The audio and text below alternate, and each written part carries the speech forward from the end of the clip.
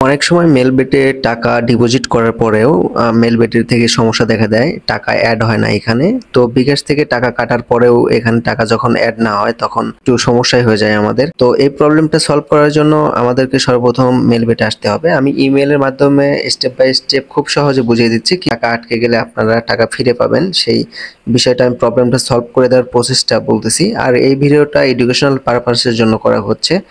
তো প্রথমেই হচ্ছে মেলবেটে আসতে হবে, তারপরে মেনু বাটনে ক্লিক করে দিয়ে এখান থেকে একটু স্ক্রল ডাউন করলে দেখবেন যে কাস্টমার সাপোর্ট নামের একটা অপশন রয়েছে। এই যে কাস্টমার সাপোর্ট আমাদেরকে ক্লিক করতে হবে। তো এখানে ক্লিক করার পর বেশ কিছু মেথড আমাদের সামনে শো করবে। এখান থেকে আমাদেরকে এই যে কন্টাক্ট বাটনে ক্লিক করে দিতে হবে। তো কন্টাক্ট বাটনে ক্লিক করলে এরকম ইন্টারফেস আসার পর এই যে দেখেন সিকিউরিটি ডিপার্টমেন্টের একটা রয়েছে, অপশন রয়েছে এবং এখানে একটা ইমেল রয়েছে। সেই ইমেলটাতে কিন্তু আমাদের মেইল করতে হবে। তো এইটাতে মেইল করার জন্য আমাদেরকে এই সিকিউরিটি ডিপার্টমেন্ট এই মেইলের উপর ট্যাপ করতে হবে। এটাতে ট্যাপ করলে ভিউয়ার্স আমরা কিন্তু আমাদের জিমেইল অপশনটাতে চলে আসতে পারবো এবং এইখান থেকে আমাদের কিছু ইনফরমেশন মেলবেট কোম্পানিকে দিতে হবে। সেজন্য আমি একটা ইনফরমেশন লিখে রাখছি, এটা জাস্ট আমি এখানে পেস্ট করে দিলাম এবং এই লেখাটা কিন্তু আপনারা আমাদের ভিডিও ডেসক্রিপশনে পেয়ে যাবেন, অথবা যদি কমেন্ট করেন তাহলে কিন্তু আপনার কমেন্টের রিপ্লাই করে আমি এই লেখাটা দিয়ে দেব এবং এইটা থেকে কিন্তু আপনারা খুব সহজেই ডিপোজিট প্রবলেমটা সলভ করে নিতে পারেন। আমার দেখানো পদ্ধতিতে যদি সেম ভাবে আপনারা কাজ করেন তাহলে অবশ্যই আপনার ডিপোজিট প্রবলেমটা সলভ হয়ে যাবে। তো এইখানে আসার পর দেখবেন এই যে সাবজেক্ট আছে, এই সাবজেক্টের ঘরে লিখে রাখবেন যে ডিপোজিট প্রবলেম। এটা অবশ্যই কিন্তু এখানে লিখে দিতে হবে, না হলে কিন্তু হবে না। এখন ভিউয়ার্স কিছু কাজ করতে হবে এখানে। এই যে দেখেন ইউজার নেম এবং আইডি, এই ইউজার নেম অথবা আইডিটা আমাদেরকে এখানে প্রোভাইড করে দিতে হবে। তো আপনার মেলবেটের যে ইউজার নেম অথবা আইডি আছে সেই একটা দিলেই কিন্তু হবে। ইউজার নেম দিবেন অথবা আইডিটা দিয়ে দিবেন। তো আমি এখানে আইডিটা লিখে দিচ্ছি। তো আপনাদের মেলবেটের আইডিটা কিন্তু এখানে লিখে দিবেন।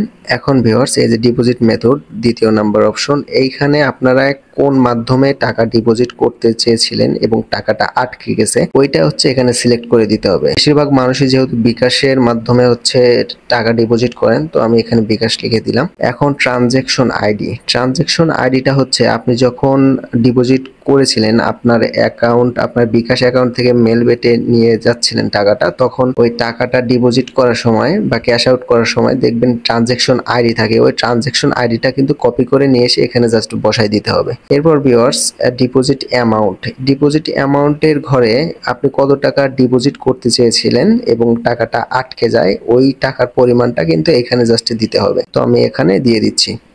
এখন viewers date and time of ট্রানজ্যাকশনের ডেট এবং টাইম কিন্তু এখানে দিতে হবে। তো ট্রানজ্যাকশন আপনারা যে তারিখে করেছিলেন এবং যে সময়টাতে করেছিলেন সেই সময়টা এখানে উল্লেখ করে দিবেন। তো আমি বোঝার সুবিধার্থে এখানে দিয়ে দিচ্ছি। আপনারাও কিন্তু সেম ভাবে সঠিক ইনফরমেশন এখানে দিবেন। সঠিক ইনফরমেশন না দিলে কিন্তু আপনারা কখনোই এই প্রবলেমটা সলভ করতে পারবেন না। তো ডিটেলস করে এখানে সমস্যার বিস্তারিত লিখতে হবে, যেমন টাকা কাটা গেছে কিন্তু অ্যাকাউন্টে যায়নি। তো বেশিরভাগ মানুষেরই যেহেতু এই প্রবলেমটা হয়, তো এখানে টাকা কাটা গেছে আমাদের বিকাশ অ্যাকাউন্ট থেকে কিন্তু অ্যাকাউন্টে যায়নি, এটা কিন্তু লিখে দিলাম। এখন হচ্ছে আপনাকে লাস্ট যেটা করতে হবে, একটা গুরুত্বপূর্ণ কথা বলে রাখি, আপনারা যারা ডিপোজিট এবং উইথড্র সমস্যায় ভুগছেন তারা কিন্তু চাইলেই আমাদের ট্রাস্টেড ডিপোজিট নামের এই গ্রুপটাতে জয়েন হয়ে নেবেন। এটা আমাদের টেলিগ্রাম গ্রুপ। আমাদের ভিডিও ডেসক্রিপশনে টেলিগ্রাম গ্রুপ লিংক পেয়ে যাবেন। এখানে আপনি সর্বনিম্ন 100 টাকা এবং সর্বোচ্চ